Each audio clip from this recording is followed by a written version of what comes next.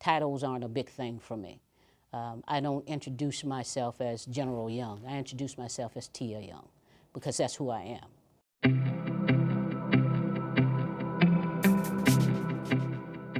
Okay, so I know everybody has all these great, very heroic or ideal situations of coming into the military. Mine is not the case. I followed my boyfriend to ROTC so that I could be around him. But the funny thing is, he never came into the service, but I did. Got there, loved it, enjoyed it, and I would say, in all fairness, and my sister, my brothers are in the military, and great examples for me, but really I was following my boyfriend initially, and then fell in love with it.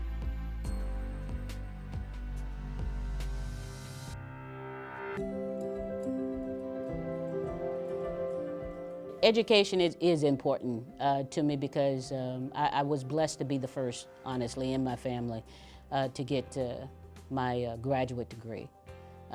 And from there, as my sister calls me, the professional student, she really encouraged me. My sister, Master Sergeant retired, Elizabeth McNair, encouraged me to continue pushing to get as much education as I could, to be that example, if you can, to, again, for the family. 33 years looking back, what I have ever, GEO was never on my radar. Blessed and thankful and humbled to have the opportunity to serve in this capacity. And the reality of it is, you gotta be committed to it, because we say those 72 indelible words. You know, you raise your right hand, I support and defend the Constitution of the United States.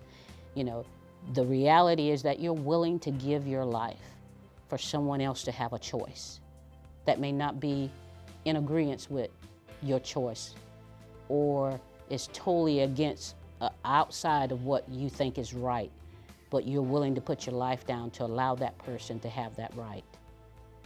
I don't think there's any words that really could explain that. That to me is priceless.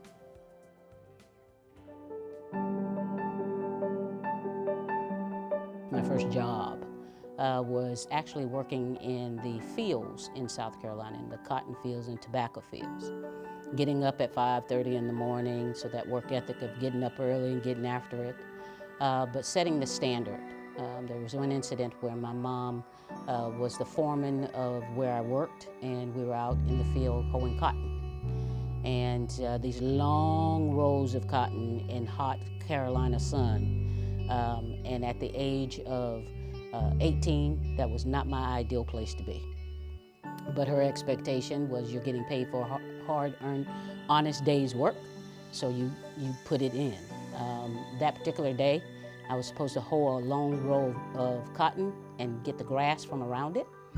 And I left a couple of pieces, well, let's say I left a lot, going down the row, and my mom was coming back checking my work and realized that I did not do it up to standard and called me back.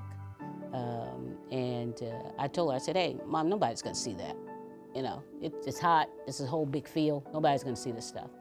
And that day I remember, because she told me, she said, it doesn't matter if someone sees you. What is your standard when no one's looking? So I think that has kind of been my basis throughout my career. If I'm asking you to work long hours, am I willing to roll my sleeves up alongside you and help figure it out? And with COVID-19, the volunteer recall process, we had soldiers working up till 5 o'clock in the morning that were working 24 hours a day of trying to get after putting this process and this task force in place very swiftly. Make an impact. Find what it is that you want to do and go after it like none other.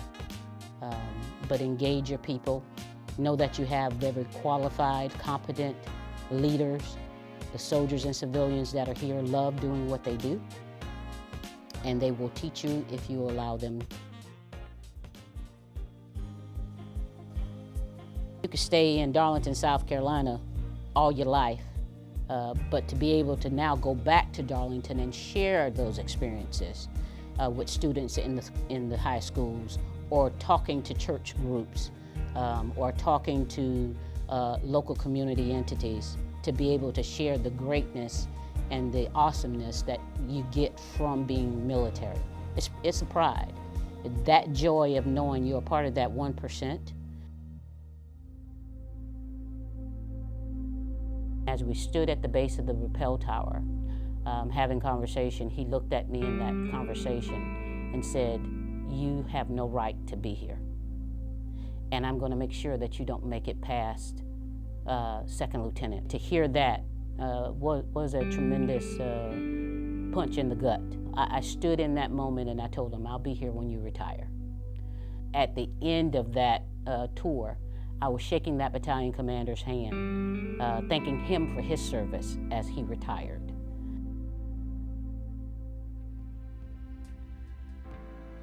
I would like to say to all the women that are in the military,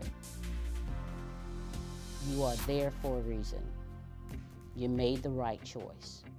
Persevere. Stay focused. Don't allow anyone to deter you off of your goal. You can do this.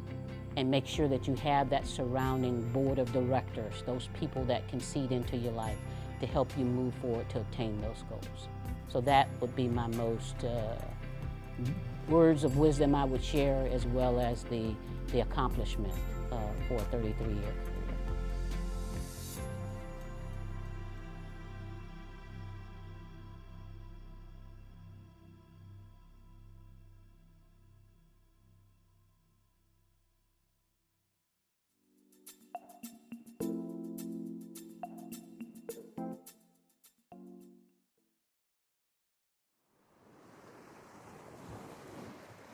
And I've always wanted to learn how to play the piano. So I plan to buy myself, as a retirement gift, piano lessons. And I'm going to learn how to play the piano. So that's as far as I've gotten. I'm pretty sure as we draw closer, more plans will be solidified. But back to that, no expectations. I'm going into retirement with no expectations other than to enjoy it.